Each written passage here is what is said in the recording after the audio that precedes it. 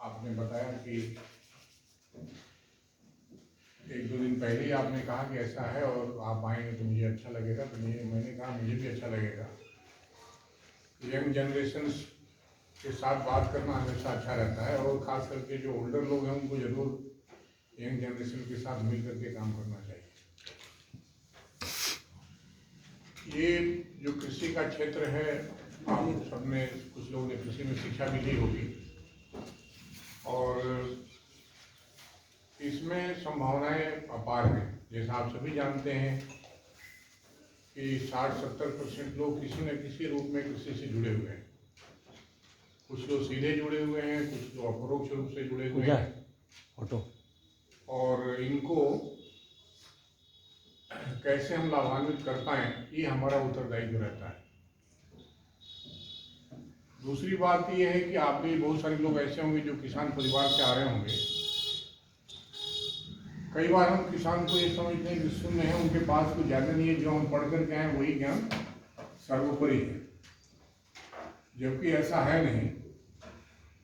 क्योंकि जिस कृषि को आपने, हो सकता है पढ़ाई में ज़्यादा आपका समय दिया हो, कृषि में आपने समय ज़्यादा नहीं दिया हो कृषि, लेकिन वो पिछले 20 साल, 30 साल, 40 सालों से खेती कर रहे हैं, तो उनके अपने अनुभव बड़े महत्वपूर्ण होते हैं और बहुत गहरे होते हैं। लेकिन ये बात जरूर सत्य है कि कुछ जो नया ज्ञान है उनके पास नहीं जा पाया होगा, किसी कमी की वजह से नहीं गया होगा। तो उस नए ज्ञान की भरपाई कैसे करें, ये हमारा उत्तरदायित्व है। ऐसा हमारा उत्तरदायित्व नहीं कि पूरा ही हम बदल दें, जो वो करते हैं उसको एकदम से बदल करके हम कुछ नई चीज उनके सामने थोप दें। तो इस विचारधारा से हमेशा जीवन भर आप लोगों को इस चीज से काम करना चाहिए कि जिसके साथ भी आप काम करें उसको ये कभी ना समझें कि आपको ज्ञान नहीं है या आपको नहीं आता है, आप कुछ नहीं समझते हैं। और ऐसा कहना उन लोगों को, उनका एक तरह से अपमान है, और अपने पेरेंट्स का भी अपमान है, क्योंकि आपके पेरेंट्स ही हैं बेसिकली किसान। तो वो जो कमी है उसकी भरपाई करना हमारा जरूरत है। और तमाम सर्वेज हैं, और जैसा हम जानते भी हैं, एक तो टेक्नोलॉजी जनरेशन का काम है, जबकि तकनीकी बन करके आती है। दूसरा काम टेक्नोलॉजी का डिमोन्स्ट्रेशन है, और तीसरा है कि किसान बड़े पैमाने पर उस टेक्नोलॉजी को करें। तो ये जो टेक्नोलॉजी का गैप आप देखेंगे ना, जगह जगह देखने को मिलता है। एक नई वैरायटी आई, चाहे एक नई प्रैक्टिस आई, उसको विश्वविद्यालय के वैज्ञानिकों ने क्या बताया और जिस रूप में आप खेत पर देखते हैं उसमें तमाम भिन्नता आपको देखने को मिलेगी। रिकमेंडेशन किसी और की है, वहाँ पर हो कुछ और रहा है। तो इसे हम टेक्नोलॉजी गैप कहते हैं।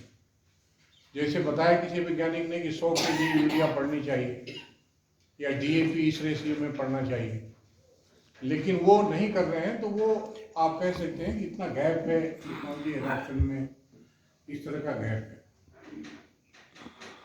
दूसरा आप गैप देखेंगे कि जो यील्ड गैप्स दिखाई पड़ते हैं। जैसे जब भी कोई वैरायटी रिलीज होती है, तो जब रिलीज होती है तो पुरानी जो बेस्ट वैरायटी रहती है उससे 10% अधिक यील्ड परफॉर्मेंस होती है, तभी रिसर्च से रिलीज की जाती है। वो भी डिफरेंट एरिया की जाती है। ऐसा नहीं कि कोई वैरायटी तमिलनाडु में बनाओ यूपी में भी वही चलेगी, ऐसा नहीं है। तो सभी एग्रो इकोसिस्टम्स के लिए अलग अलग वैरायटी रिलीज होती हैं, तो उनकी जो परफॉर्मेंस रिसर्च के फॉर्म पर आती है, मान लीजिए वैज्ञानिक कहते हैं कि 60 क्विंटल पर हेक्टेयर इसकी प्रोडक्टिविटी है, और जब आप कोई नया बीज लेकर के उसी वैरायटी का आप जाते हैं किसान के यहाँ, खुद आप लगवाते हैं, मॉनिटर करते हैं, तो आपने देखा 60 क्विंटल तो नहीं, लेकिन 55 क्विंटल या 50 क्विंटल की पैदावार हम लेने में सफल हुए। लेकिन जब वो डिमॉन्स्ट्रेशन की तुलना आप आम किसान जो करते हैं उससे करते हैं, तो आप देखते हैं उनके यहाँ 30 क्विंटल, 35 क्विंटल, 40 क्विंटल की पैदावार आ रही है। तो ये जो दो लेवल के गैप आपको हमेशा एडॉप्शन के दिखाई पड़ेंगे, यील्ड गैप्स दिखाई पड़ेंगे, और जो यील्ड गैप्स हैं उनकी भरपाई करना हमारा बहुत बड़ा उत्तरदायित्व है कि कैसे उन यील्ड गैप्स को हम भरें, और यील्ड गैप के कारण क्या हैं वो भी जानना बड़ा हमारे लिए जरूरी है। जब कारण हम जानते हैं तभी उसमें कोई इंटरवेंशन कर पाते हैं। इसलिए जब भी आप फील्ड में काम करें, किसी भी ऑफिसर के रूप में, किसी भी स्तर पे, तो आपका उत्तरदायित्व होना चाहिए कि जो परिस्थितियां उनको भी समझें, खेत को भी समझें और किसान को भी समझें। कई बार ऐसा भी होगा कि आप कहते हैं कि 80 केजी नाइट्रोजन पड़ेगा, इसमें 40 केजी फास्फोरस, 40 केजी पोटास पड़ना चाहिए, लेकिन फार्मर्स के पास उतना पैसा नहीं होगा। आप 80 बता रहे हैं लेकिन वो डालने की स्थिति में उनके पास है ही नहीं है, तो हमारे बताने से वो नहीं उतना डाल पाएंगे। तो इसमें कोई दोष उस व्यक्ति का नहीं है, उसकी आर्थिक स्थिति नहीं है। ऐसी स्थिति में हमको ये भी जानकारी होनी चाहिए कि उसके बाद से कितना मिनिमम डालने की स्थिति में वो हैं, और दूसरे अल्टरनेटिव सोर्सेज और क्या हो सकते हैं जिससे कि उसकी भरपाई हो सके। जैसे ऑर्गेनिक फार्मिंग की बात होती है, प्राकृतिक खेती की बात होती है, या जो पुराना सिस्टम पहले से चला आ रहा था कि जो काउडंग है या जो गोबर की खाद है, कंपोस्ट की खाद है, वो हम डालेंगे। तो ये जो अल्टरनेटिव ऑप्शंस हैं वो भी बताना किसान को हमारी उत्तरदायित्व है कि कैसे और कर सकते हैं। आपके पास इतने संसाधन है तो इतने करिए। ऐसे ही सिंचाई के लिए है, सिंचाई के लिए है कि गेहूं में 6 सिंचाई करो, लेकिन 6 सिंचाई का यदि पानी नहीं है तो हमें इतना ज्ञान होना चाहिए कि वो कौन से क्रिटिकल स्टेजेज हैं जिसमें पानी हमें देना चाहिए। 2 ही पानी हमारे पास है तो कौन सा स्टेज है जिसमें हम पानी दें। तो वो जानकारी जो व्यवहारिक ज्ञान है हमें प्राप्त करना चाहिए जिस भी परिस्थिति में आप रहें। तीसरी बात जो किसानों के समक्ष आती है कि वो टाइमली जो इनपुट्स हैं वो मिले। आप लोग तमाम होंगे जो स्टोर्स के ऊपर भी आपको काम करने देखने को मिलेगा समय समय पे। तो इनपुट्स का अरेंजमेंट एक बहुत बड़ा काम है, उत्तरदायित्व है सुशील बात का। तो इन इनपुट्स को टाइम से, मान लीजिए कि अक्टूबर में सोइंग होनी है तो सितंबर के एंड तक जो भी इनपुट्स हैं आपके स्टोर पर हों।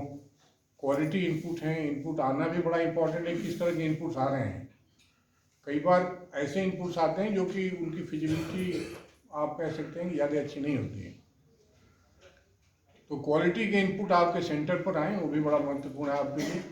समय से उनका डिस्ट्रीब्यूशन वो भी एक बड़ा महत्वपूर्ण एस्पेक्ट है जिसके ऊपर हमें ध्यान देना चाहिए और आपको लगातार इसके ऊपर काम करना चाहिए। जर्मिनेशन है कि नहीं ठीक है, किसी ने ब्रांडिंग की है कि हमारा इतना जर्मिनेशन होता है, लेकिन ये भी जब किसान को आप देते हैं उसके पहले हमारा उत्तरदायित्व तो बनता है कि कुछ अपने लेवल पर भी हम परख पाएँ और परख करके ये देख लें कि वास्तव में इतनी जर्मिनेशन परसेंटेज है कि नहीं है। दूसरा एक उत्तरदायित्व तो आपके सामने और भी होगा। बहुत सारे ऐसे प्रश्न किसानों के होते हैं जो कि डायरेक्ट आपसे नहीं संबंधित हैं, लेकिन क्योंकि आप कृषि में जुड़े हुए हैं तो आप उनको किसी बात के लिए सीधे ना नहीं कह सकते भाई मैं नहीं जानता।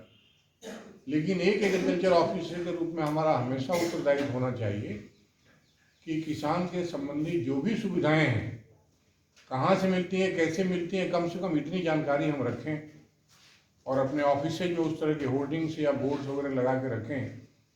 हम नहीं करते हैं सेवा उसमें, लेकिन हम बता पाएंगे कि आप वहाँ जाएंगे बैंक में इस तरह की का क्रेडिट आपको मिलेगा, इस परसेंटेज लोन मिलते हैं।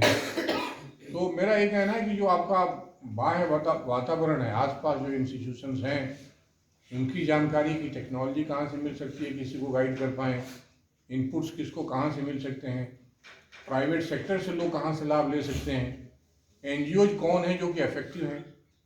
और जब फील्ड में आप काम करेंगे तो आप देखेंगे सभी काम आपके अकेले बस का है नहीं, क्योंकि ये कोऑर्डिनेशन के सिस्टम में हम काम करते हैं।